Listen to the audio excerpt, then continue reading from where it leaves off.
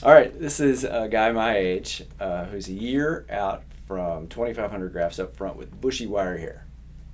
And so he came in looking like this, and there's no hair there in the front, and he's got a good bad color contrast, a significant color contrast. And we drew this hairline, and then this is at the end of the case. At a week, he did a pretty good job cleaning. I think he came every day. Mm-hmm. At a month, it's all falling out. It's a little pink, like it's supposed to be. At 6 months, it's starting to grow, and his scar line looks pretty good. And almost 12 months to the day, he walked in here, and here's his after pictures.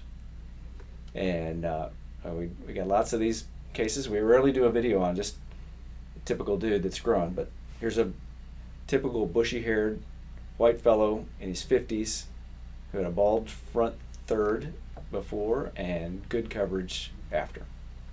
What do you want to add? Oh, he looks good. I like how he looks. Looks unremarkable.